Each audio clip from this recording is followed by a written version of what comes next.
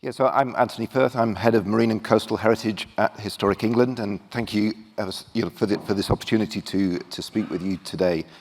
My title, Coastal Pasts for Coastal Futures, reflects the focus of this session on understanding and promoting the values of our seas, engaging with coastal communities, and empowering transformative change from local levels. In the UK, our marine heritage is fantastically rich. It ranges from the extraordinary survival of 200,000-year-old flint artifacts on the bed of the North Sea to the evocative wrecks of ships lost over many centuries.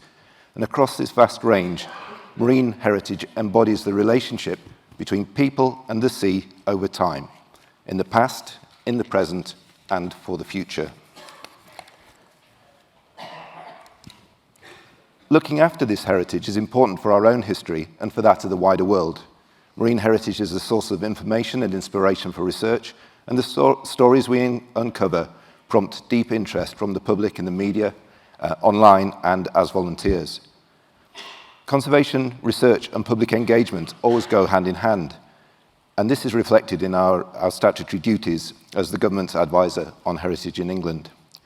Now, this focus on heritage, for its own sake, is entirely valid and is reflected in our international obligations, in domestic law and policy, and in the public's interest and expectations.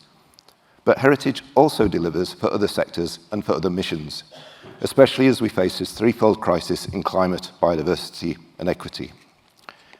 Each year, through Heritage Counts, Historic England sets out this contribution that heritage makes to environment, economy, and society. And this contribution is substantial. Now, I think this is the only number that I'm going to use. The gross value added of the heritage sector, 44.9 billion. I don't know how they come up with these numbers. It's huge. It must be right. We wouldn't publish it otherwise.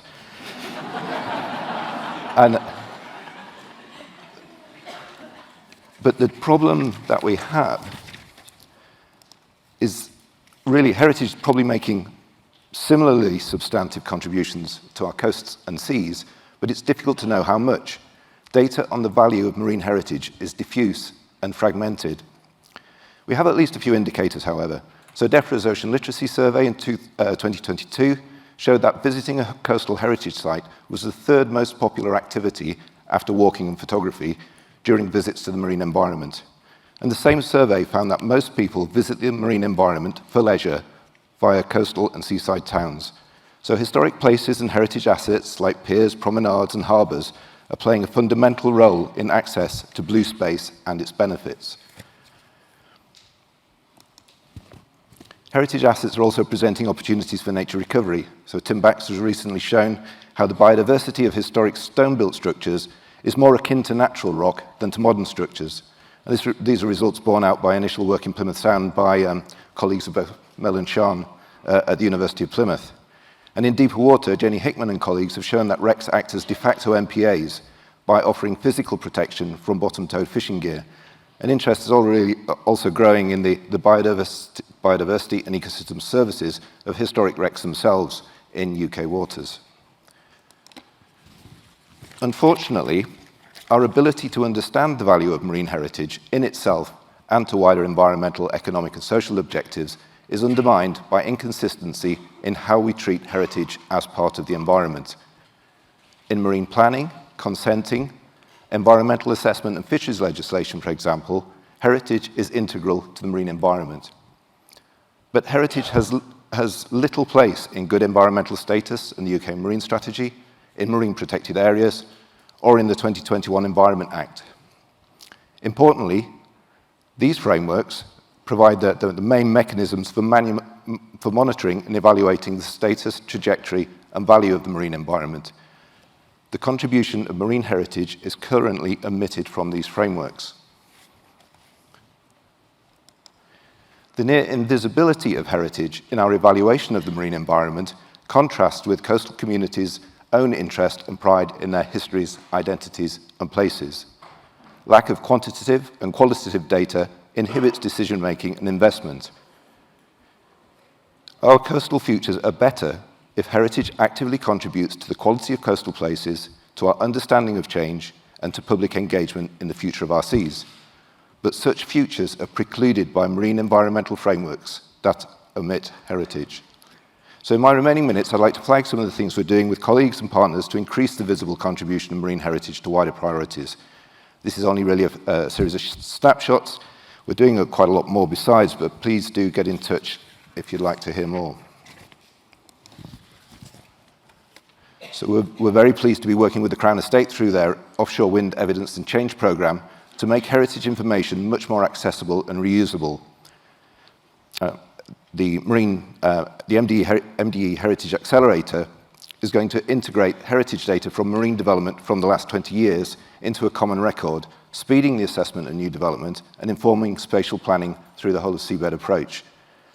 And we're also a member of the UK Centre for Seabed Mapping, improving the collection, management and accessibility of marine geospatial data, which is so central to understanding and presenting seabed heritage and also to quantifying its multiple values.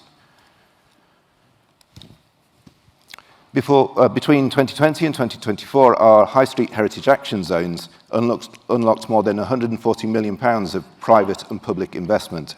Although not expressly coastal, many of the high streets and communities that benefited were in coastal towns. Maritime heritage was especially important to projects in places like Grimsby and Ramsgate. Our smaller Everyday Heritage programme supports grassroots organisations to carry out projects on heritage that is valuable to them. Everyday Heritage has a coastal theme this year, and there's going to be 17 new coastal projects announced next week. The scale and range of applications underline the appetite of communities to celebrate their diverse coastal heritage. We're also very pleased to be engaging with initiatives like CoStar, the CoStar Network and Coastal Transition Accelerator projects in East Yorkshire and North Norfolk on the role that heritage can play in building the resilience of coastal communities to environmental and economic transitions. We're working closely with Natural England, the Environment Agency and others on the support that heritage can provide to nature recovery, to nature-based solutions, and I hope to culture-based solutions too. We're supporting Natural England on heritage-related projects under the Marine Natural Capital and Ecosystem Assessment Programme, and we're keen members of the Rememory Partnership led by the Environment Agency, which Jenny just referred to.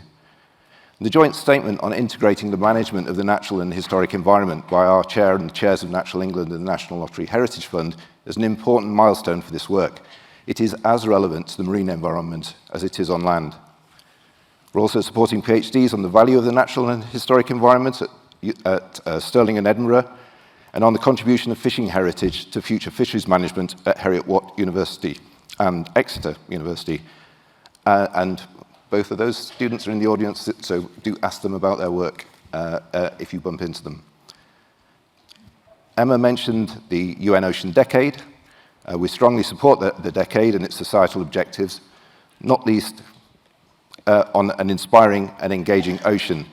We're represented on Ocean Decade UK, the UK National Decade Committee, and our recent Unpathed Waters project on improving connectivity between digital marine heritage data was endorsed as a UN Decade Action. We have a vibrant and globally respected heritage sector, underlined by the Decade's Cultural Heritage Framework Programme, based in Edinburgh, and that programme is supporting an amazingly diverse portfolio of culture and heritage projects around the world, which I'd encourage you to explore.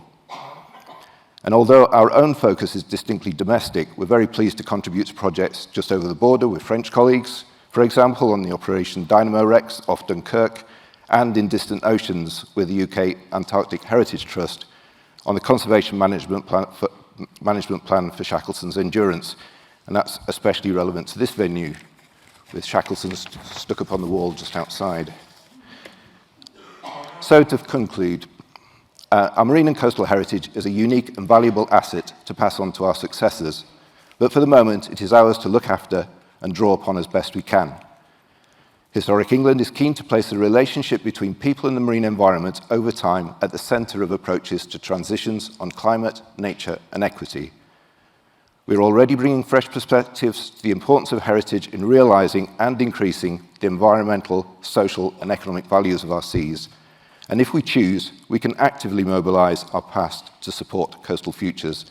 And I think that would be truly transformative. Thank you.